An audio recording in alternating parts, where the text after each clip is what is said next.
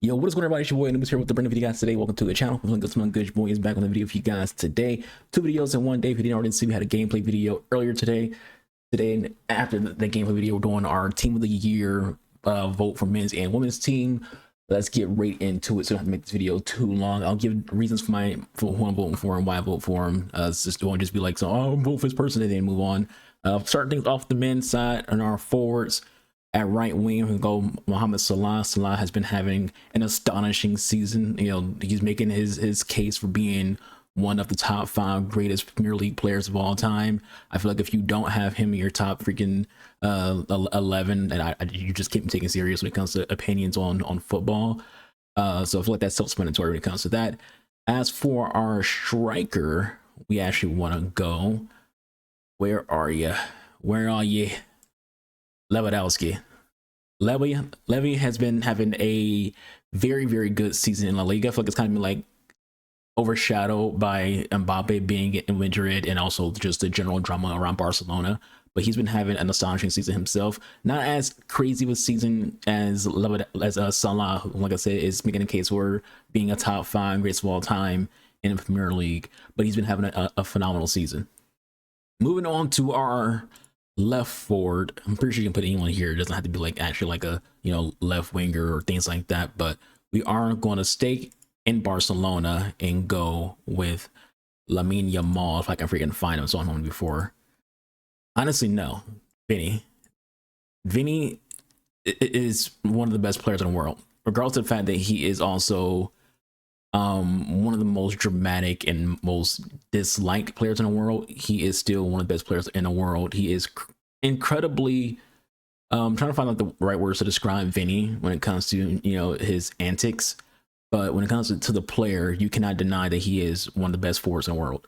Moving on from him, going into our forwards, we're going to start things off with where are you? Jude Bellingham is going right in as one of our midfielders. Jude, much like the other sweet name, has been having a very good season. He's one of the focal points of Real Madrid's success and Real Madrid in general.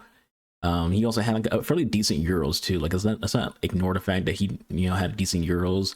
Jude also tends to get like a lot of hatred, not just because he's a Madrid guy, but also because, you know, he's kind of been like thrusted into being a superstar for the English national team, and some people feel like he doesn't deserve being in that light. Doesn't feel like he deserves to be considered, you know, one of the best, you know, players in the world, or as if he deserved, you know, the position that he has of being like the face of the English national team. Next up on our list, we're gonna go with Cole Palmer. Getting him in here, he's been having a very, very good season in general for Chelsea, but in general, like the last, you know, 2024 and going into this year, he's been one of the best midfielders, you know, just in general. I'm gonna go right past him after you know, we did enough glazing.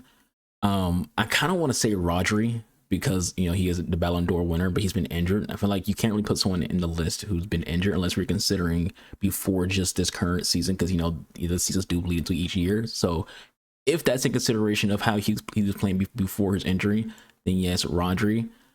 As for defenders, you can't have a list without VVD. He is probably the best center back in the world right now when it comes to the men's side. As for our second center back, where is the boy? We're gonna go with Rudiger.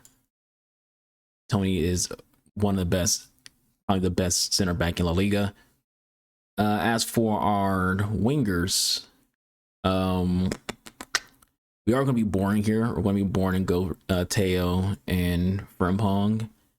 And then for our keepers, we want to go with Big Mike in that net.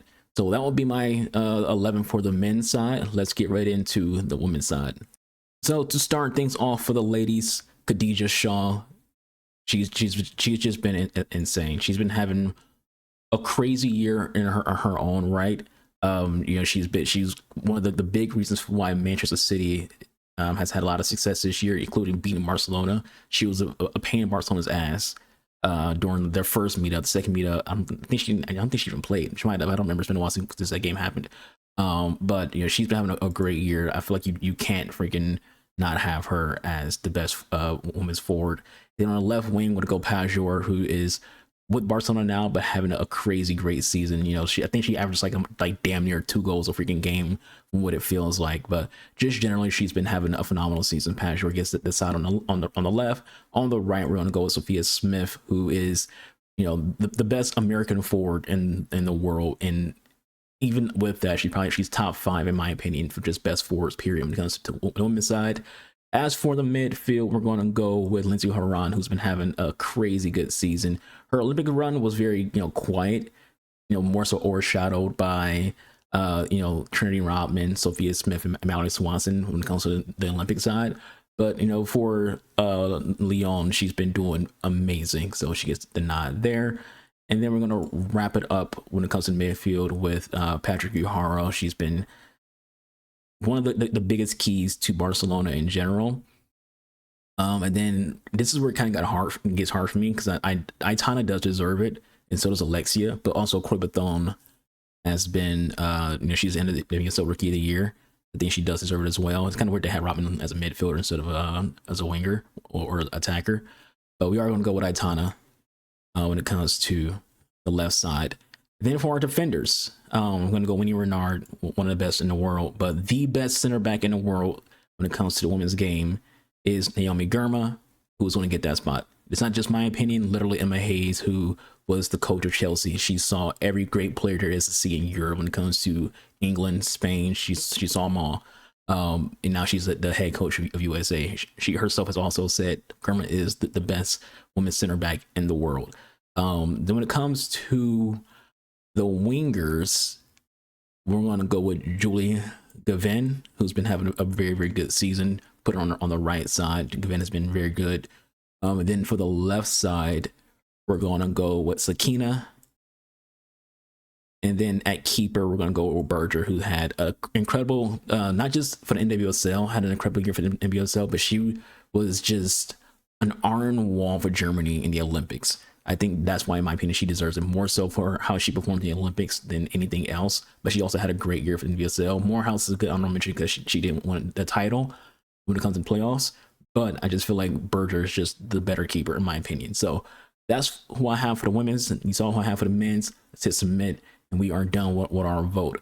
So yeah, I'll link in the description box a way for you all to get the link to do the voting yourself.